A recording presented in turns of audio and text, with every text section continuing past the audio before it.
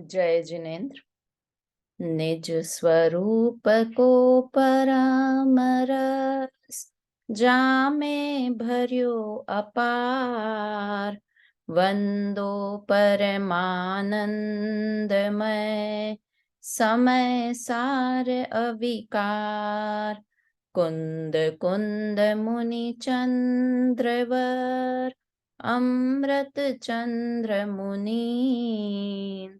आत्मरसी बनारसी, वंदो पद अरविंद।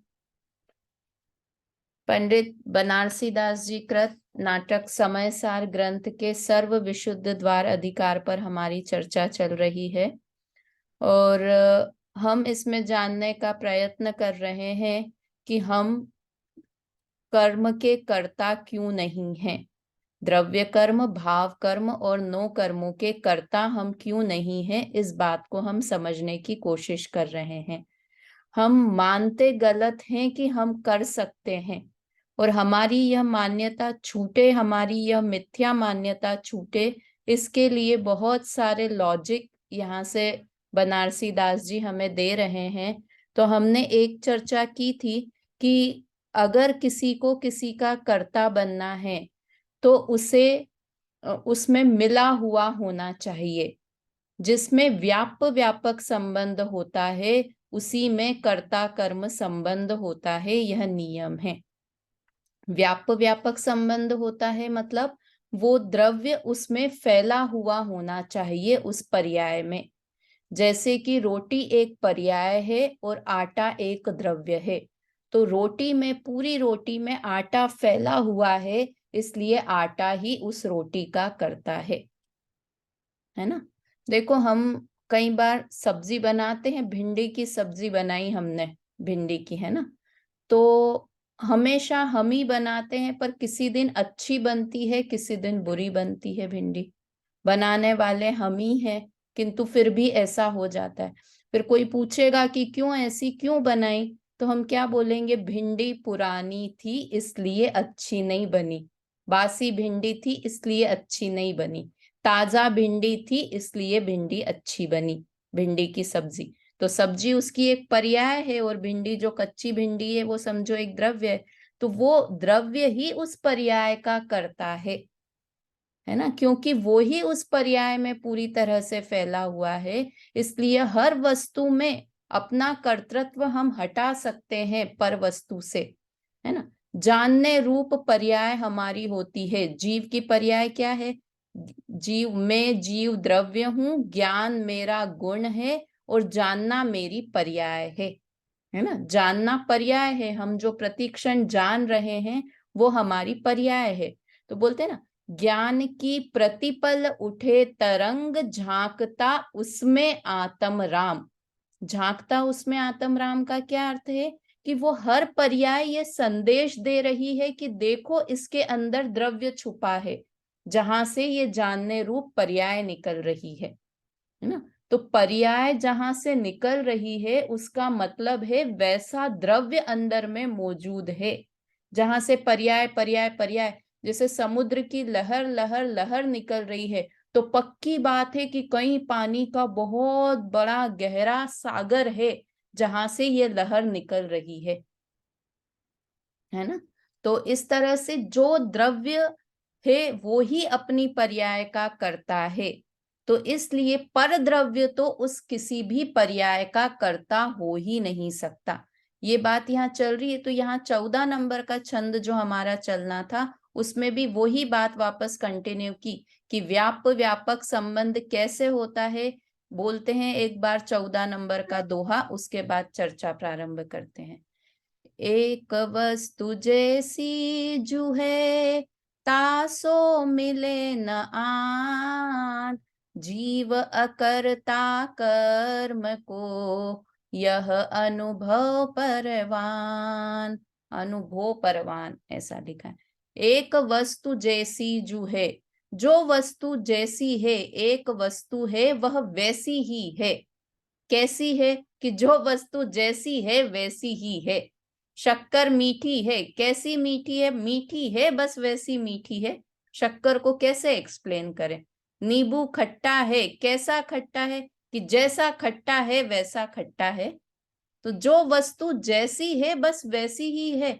हम उपमा दे दे के तो बता सकते हैं। अब शक्कर मीठी है, कैसी मीठी है सुनीता आंटी बताओ, शक्कर कैसी मीठी है?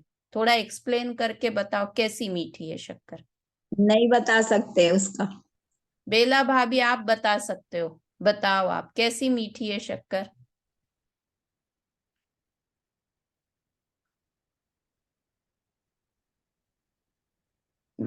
म्यूट हो आप, म्यूट हो।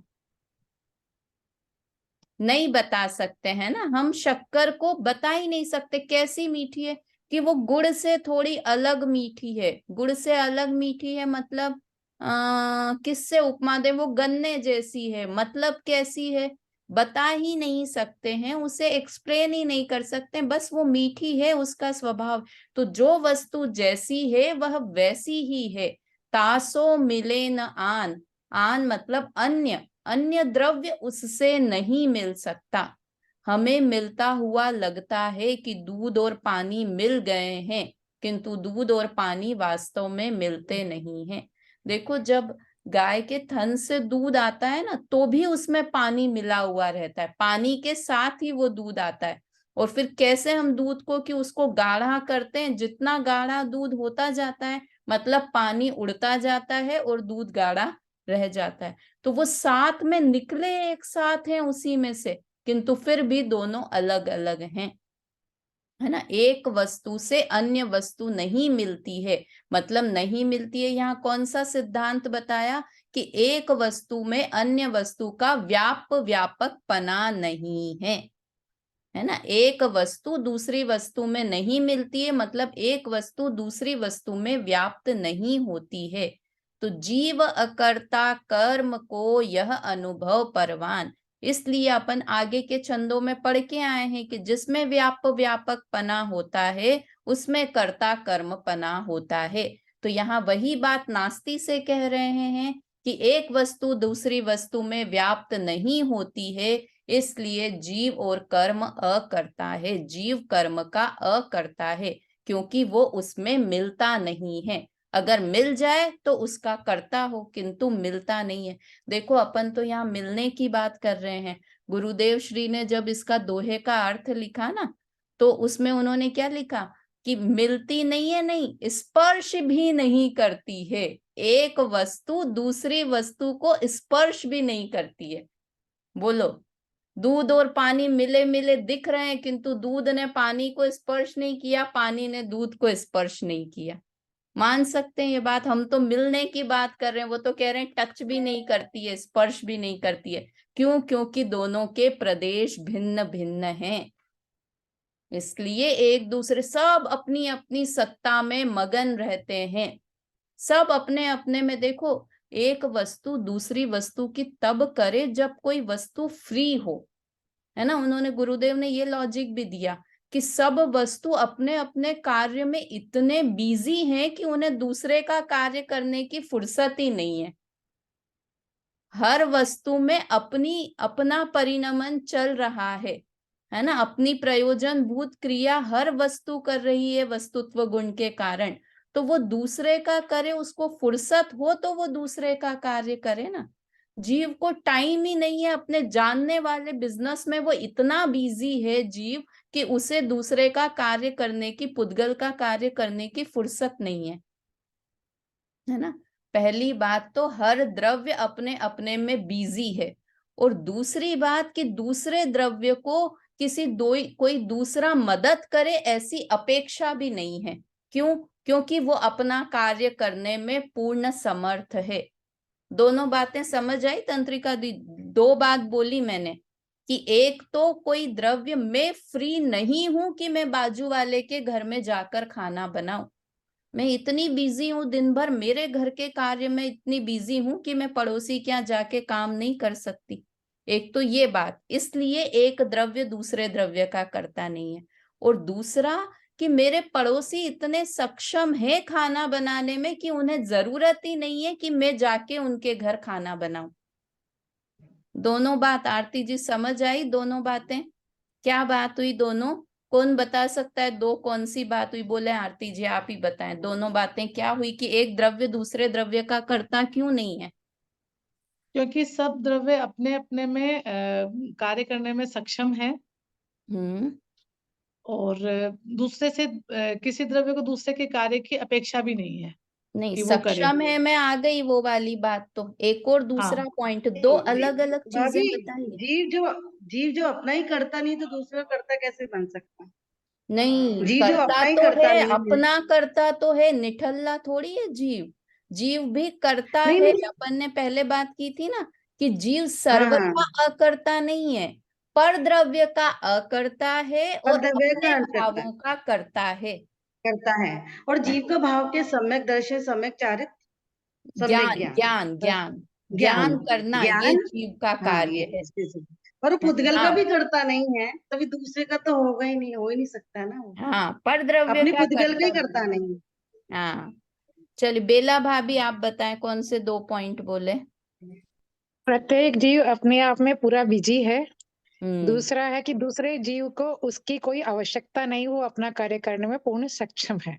वेरी गुड वेरी गुड, ये दो पॉइंट्स चाहिए मुझे। एक तो हर द्रव्य बिजी है, और दूसरा दूसरा द्रव्य अपने आप में सक्षम है ना। मैं एक तो बिजी हूं इसलिए मैं दूसरे का कार्य नहीं करूंगी, और दूसरे को मेरी अपेक्षा भी नहीं है, वो खुद अपना कार्य करने में सक्षम है, इसलिए भी एक द्रव्य दूसरे द्रव्य का करता नहीं है। पुद्गल स्वयं अपने आप में परिपूर्ण है ना, उसको आता है सारा, मोटा होना पतला होना। पुद्गल का तो शरीर का तो स्वभाव ही है, संकुचित होना विस्तार होना, ये सब पुद्गल का अपना स्वभाव है। हम क्यों मेहनत करें उसको पतला दुबला करने के लिए? वो स्वयं अपने आप में हो करने में सक्षम है वो, है ना। तो इसलिए एक तो मैं बिजी हूं इसलिए मैं शरीर का नहीं करूंगी, और दूसरा शरीर में खुद में अपने आप में ताकत है, उसे जैसा होना है मोटा पतला जो होना है स्वयं में उसमें योग्यता है। इसलिए कितने सारे लॉजिक हो गए कि हम पर के कर्ता नहीं है, किंतु फिर भी हम हैं कि हम पर के कर्ता बनने की कोशिश करते हैं। देखो लिखा, यह अनुभव परवान, यह विज्ञान से सर्वथा सत्य है। मतलब विज्ञान सबसे बड़ा ज्ञान क्या है? अनुभव। ये सबसे बड़ा ज्ञान है, ये विज्ञान है। अनुभव से जो चीज समझ में आ गई ना, हम 100 दिन एक लाइन याद करें किंतु याद नहीं होगी, और अनुभव से एक दिन में वो लाइन याद हो जाएगी, है ना। देखो वो आती है ना कहानी एक, कौन सी वाली, सदा सत्य बोलो, है ना। गुरुजी ने पाठ याद करने के लिए दिया 5 पांडव को, सदा सत्य बोलो। तो बहुत तो सब बोला इतना छोटा सा पाठ है याद कर लेंगे। दूसरे दिन गुरुजी ने पूछा कि याद कर लिया सदा सत्य बोलो? तो 4 पांडव ने तो बोला हाँ याद कर लिया। युधिष्ठिर बोले नहीं मुझे याद नहीं हुआ ये पाठ। उन्होंने कहा ठीक है अगले दिन याद करना। अगले दिन पूछा याद हो गया युधिष्ठिर पाठ? तो बोला नहीं हुआ। तीसरे दिन पूछा, 5 दिन निकाल दिए। तो गुरुजी को गुस्सा आया कि तुमसे इतना छोटा सा पाठ याद नहीं हो रहा है, सदा सत्य बोलो, इतना छोटा सा पाठ याद नहीं हो रहा है। उन्होंने कहा कल कोशिश करता हूँ। फिर छठे सातवें दिन उन्होंने कहा हाँ गुरुजी मुझे याद हो गया, सदा सत्य बोलो। बोले इतना समय क्यों लगा? तो बोला जब तक मैं इस चीज को प्रैक्टिकली अनुभव में नहीं ले आता कि सदा सत्य बोलना चाहिए, ये बात जब तक मैं अपने अंदर से नहीं इस चीज को फील करता, तो मैं झूठ कैसे बोल देता कि सदा सत्य बोलना चाहिए, है ना। तो जो चीज अनुभव से हम जो चीज ग्रहण कर लेते हैं ना, मतलब वो लाइफ टाइम वो चीज नहीं भूलते हैं। तो सबसे बड़ा ज्ञान क्या है? अनुभव सबसे बड़ा ज्ञान है। बोलते हैं ना एक्सपीरियंस आदमी को सिखा देता है। बच्चों को अपन भेजते हैं बाहर पढ़ने के लिए या बिजनेस करने के लिए, हम 10 बार बोलेंगे ऐसे नहीं, देखो लोग ऐसा धोखा दे देते हैं, ऐसा धोखा दे देते हैं, नहीं समझ में आएगा। किंतु उनको एक बार छोड़ दो ऐसे ही 2-3 साल के लिए कि अपना काम देखो अब कैसे होता है, अपने आप धक्के खाते हैं सीखते हैं। तो क्या बोलते हैं? एक्सपीरियंस सब कुछ सिखा देता है, सब ज्ञान करा देता है एक्सपीरियंस, है ना। तो यही लिखा कि ये अनुभव से ये चीज क्लियर करके देखो, याद नहीं कर लो ये पॉइंट की व्यापक संबंध है, उसमें कर्ता कर्म संबंध होता है, हर जीव अपने में मग्न है इसलिए वो पर का करता नहीं है, पर को जरूरत नहीं है इसलिए वो पर का करता नहीं है। ये याद करने के लिए कर लो, किंतु कब याद होगा ये मैं कल पूछूं वापस से कि मम्मी तीनों पॉइंट याद हो गए, तो आपका उत्तर आना चाहिए नहीं हुए याद। क्यों नहीं हुए? कि जब तक एक्सपीरियंस नहीं कर लेंगे तब तक ये बोलना है कि याद नहीं हुआ है, क्योंकि ये तो 3 पॉइंट हम याद कर लेंगे, 7 दिन बाद पूछूंगी तो फिर भूल जाएंगे, 1 महीने बाद पूछा तो याद भी नहीं रहेगा कि सर्व विशुद्ध द्वार में हमने क्या पढ़ा था। किंतु अगर एक बार एक्सपीरियंस हो गया ना कि हाँ मैं ये शरीर को कोशिश तो कर रही हूँ इतने दिन से कि थोड़ी मोटी हो जाऊं, बहुत पतली हो गई हूँ, है ना मम्मी, बहुत कोशिश करते हैं, बहुत सब लोग बोलते रहते हैं बहुत पतले हो गए तो मैं 1 महीने से कोशिश तो कर रही हूँ किंतु फिर भी मोटी क्यों नहीं हो पा रही हूँ, कि अरे मैं इस शरीर की करता हूं ही नहीं ना, तो फिर मैं इसे मोटा कैसे कर सकती हूँ। एक बार एक्सपीरियंस करके देखेंगे तो वो ज्ञान कभी नहीं भूलेंगे। कितना अच्छा लिखा, यह अनुभव परवान, अनुभव से ये बात सिद्ध है कि जीव कर्म का करता नहीं है। ये एक्सपीरियंस्ड लोग ये चीज को लिख रहे हैं। हम क्यों विद्वानों की बातें सुने, क्यों हम आचार्यों के वो सुने पढ़े, क्योंकि वो अनुभव से एक्सपीरियंस करके वो बात बता रहे हैं कि हम इतने समय तक अपने को पर का कर्ता मानते थे किंतु हम मूर्ख थे, और अब हमें समझ में आ गया, ये हम अनुभव से बता सकते हैं कि जीव अकर्ता कर्म को, जीव कर्म का अकर्ता है ना। तो हम सबको भी ये पॉइंट्स लिखने के लिए भले लिख लें किंतु इनको अप्लाई कर करके देखें कि वास्तव में मैं पर की करता हूं या नहीं हूं, कि मैं फालतू अपनी एनर्जी वेस्ट कर रही हूं वैसे ही, है ना। चलिए, ये वाला हुआ अपना 14 नंबर का। इसका अर्थ पढ़िए, पढ़िए तनरिका जी, पढ़िए इसका अर्थ।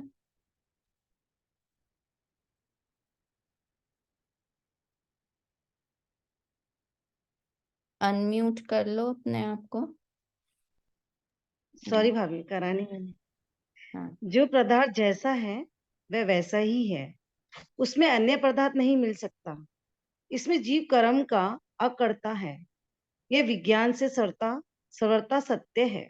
हाँ, विज्ञान से सत्य का क्या अर्थ बताया? अनुभव से, क्योंकि अनुभव ही सबसे बड़ा ज्ञान है, इसलिए यह अनुभव से ये बात सत्य है, सही है कि जीव कर्म का अकर्ता है ना। कर्म का मतलब सारे तरह के कर्म देख लेना। अब यहाँ से जो हम प्रकरण पढ़ रहे हैं 15 नंबर के छंद से, वो एक नया प्रकरण शुरू हो रहा है। आपको लगेगा कि ये तो अजीब बात है, अभी तक हम पढ़ते क्या आ रहे हैं कि जीव कर्म का अकर्ता है। कर्म मतलब कौन से कर्म?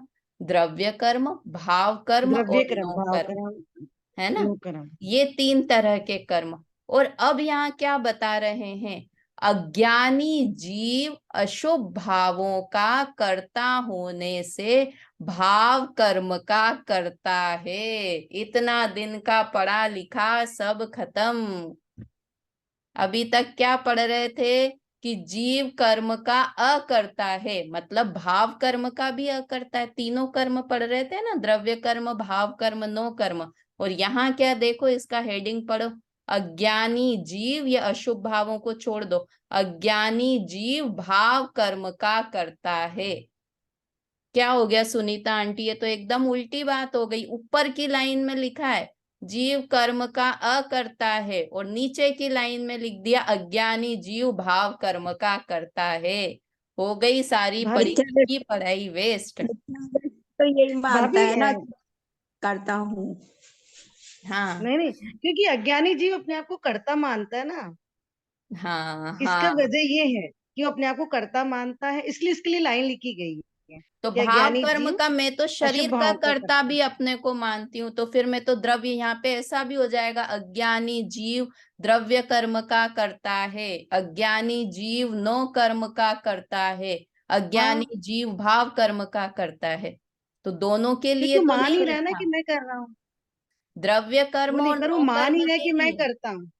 हाँ, देखो अब इसमें द्रव्य लॉजिक समझने कर्म की का कोशिश। कर्ता जीव हो नहीं सकता ना, द्रव्य कर्म का कर्ता हो नहीं सकता जीव। वो तो द्रव्य कर्म तो कार्बन वर्गना से बने हैं, वो पुद्गल है इसलिए। हाँ हाँ हाँ, बहुत बहुत सही तरफ जा रहे हैं अपन। फिर भी अपन यहाँ से पढ़ेंगे कि वो एग्जैक्टली मतलब यहाँ पे द्रव्य कर्म और नो कर्म का कर्ता नहीं बताया अज्ञानी जीव को। यहाँ कह रहे हैं अज्ञानी जीव भाव कर्म का करता है। और जो ये बेला भाभी लॉजिक दे रही है ना कि वो पुद्गल हैं, ये वाली बात भी यहाँ पर बनारसी दास जी बताएंगे।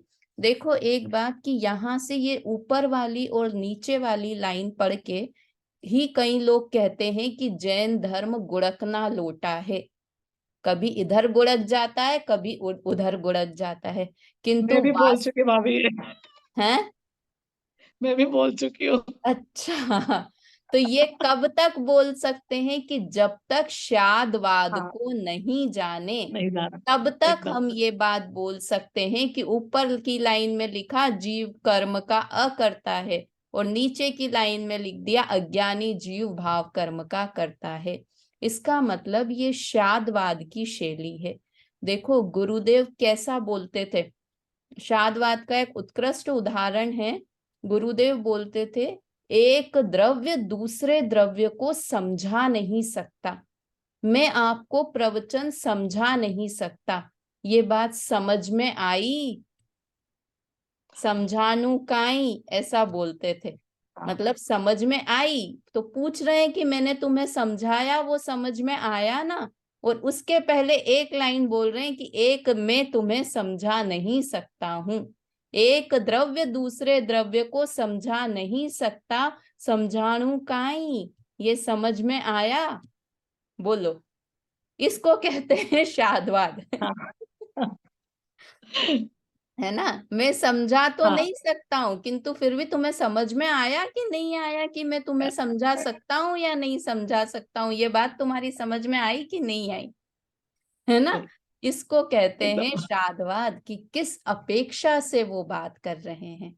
है ना, जब भी हम बोलते हैं तो बोलने में कोई अपेक्षा लगती है, तो वो ही अपेक्षा कि यहाँ अज्ञानी जीव को भाव कर्म का कर्ता किस अपेक्षा से कहा और जीव कर्म का अकर्ता है ये किस अपेक्षा से कहा।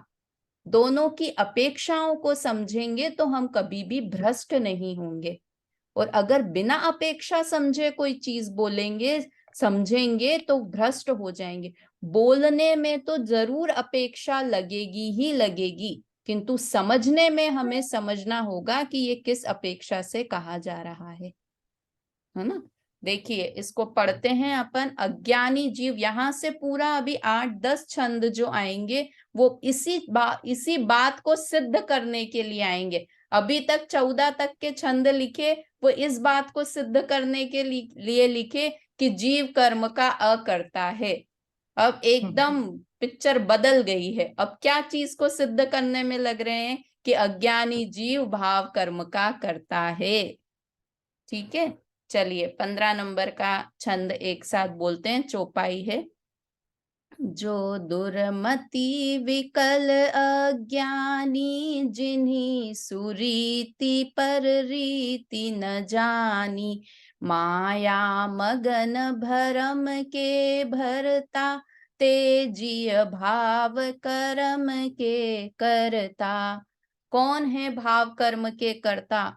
जो दुर्मति हैं, दुर मतलब खोटी, मति मतलब बुद्धि, जो खोटी बुद्धि वाले हैं। खोटी बुद्धि वाले हैं मतलब अपन बोलते हैं ना कि ये अच्छा नहीं है, इसमें संस्कार नहीं है किसी को, वैसी बुद्धि वाले हैं, बुरी बुद्धि वाले हैं, खोटी बुद्धि वाले हैं।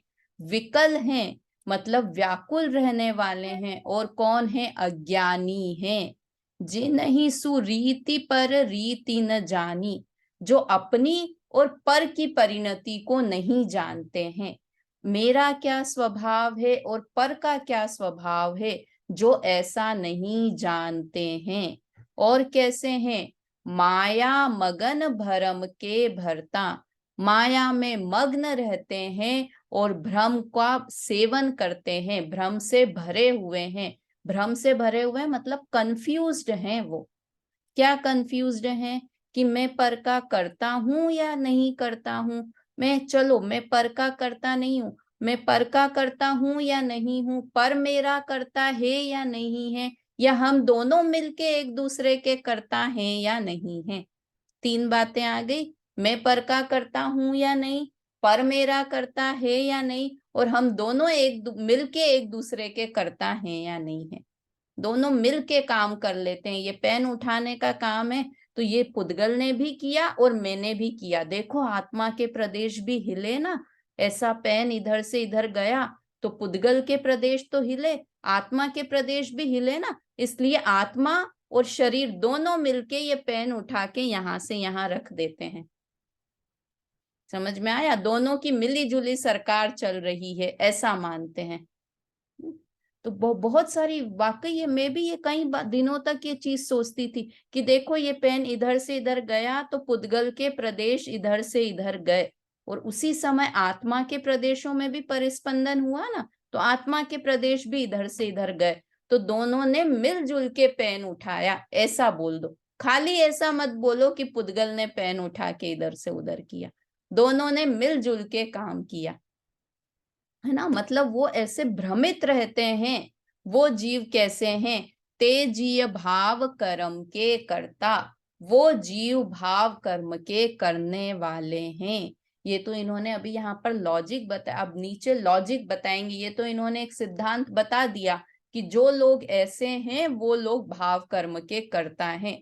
इसको अभी और लॉजिक से सिद्ध करेंगे। फिर से एक बार अर्थ देखते हैं कि जो दुर्बुद्धि हैं, व्याकुलित रहते हैं, अज्ञानी हैं, समझदार नहीं है, मूर्ख हैं, जो अपनी और पर की रीति को नहीं जानते हैं, अपने और पर के स्वभाव को नहीं जानते हैं, जो माया में मग्न रहते हैं, जो हमेशा भ्रम से भरे हुए रहते हैं, वो जीव ही भाव कर्म के कर्ता हैं।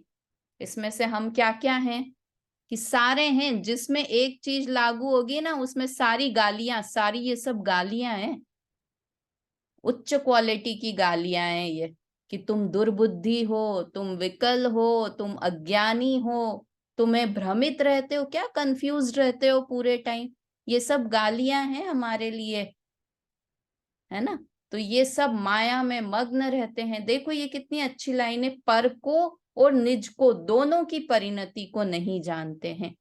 किसी से हमने कहा, हम अपने बच्चे से कि जाके बाजार से नींबू खरीद के लेके आओ, अपने बेटे को भेजा हमने कि नींबू खरीद के लेकर आ जाओ, तो वो नींबू के जगह लेकर आ गया संतरा, ऑरेंज खरीद के लेके आ गया। तो हमने कहा कि ये क्या किया, तुम तो ऑरेंज खरीद के, नहीं ये तो नींबू ही है ना। तो अब वो बताओ आरती जी, नींबू को नहीं जानता है या संतरे को नहीं जानता है?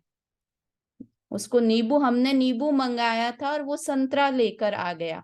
अब बताओ वो नींबू को नहीं पहचानता है या संतरे को नहीं पहचानता है? आरती दीदी, दोनों को ही नहीं पहचानते।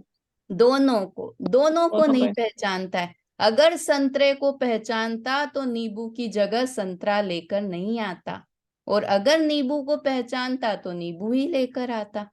मतलब जो एक को नहीं जानता है, एक द्रव्य को, उसका मतलब है वो सभी द्रव्यों को नहीं जानता है, वो सब द्रव्य की परिणति को नहीं जानता है।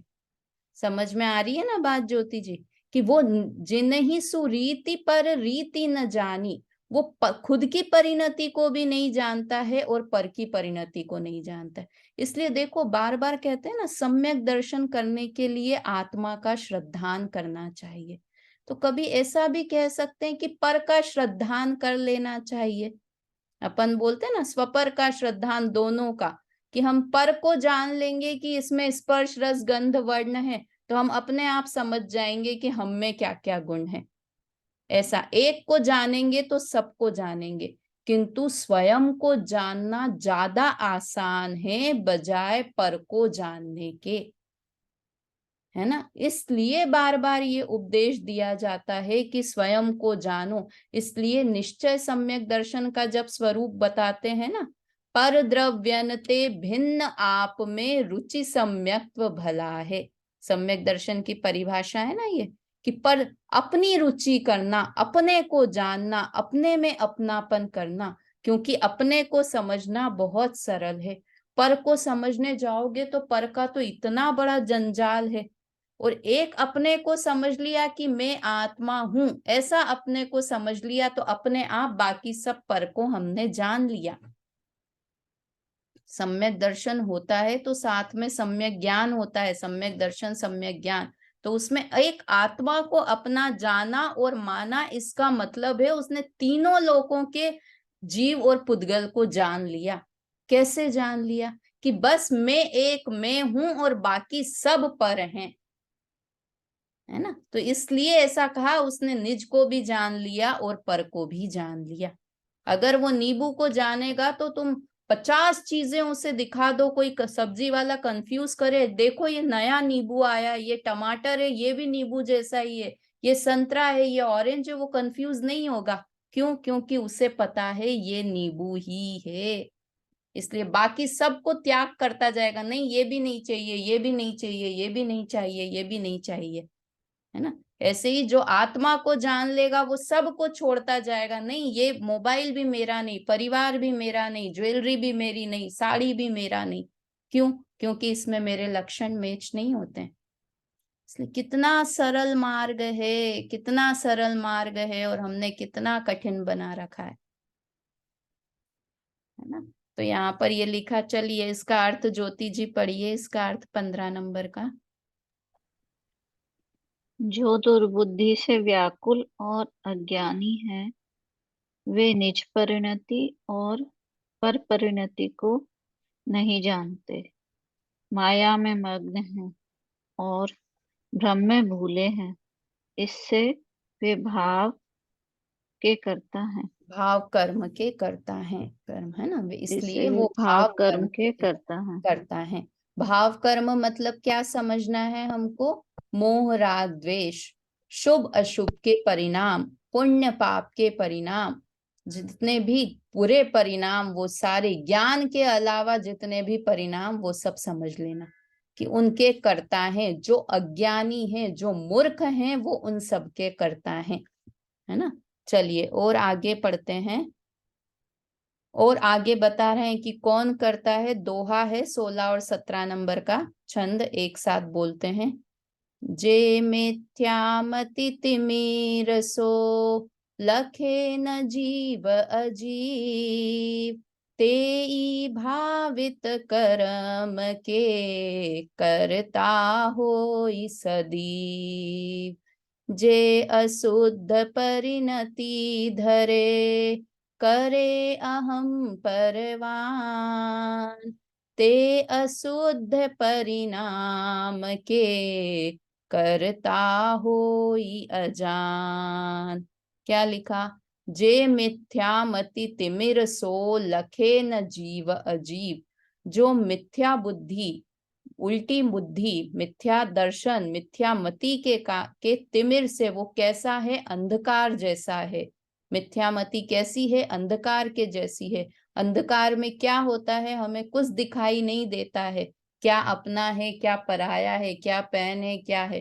तो वो अंधकार, मिथ्यात्व का ऐसा घोर अंधकार छाया हुआ है कि उसमें जीव क्या है और अजीव क्या है, ये मैं पहचान ही नहीं पा रहा हूँ।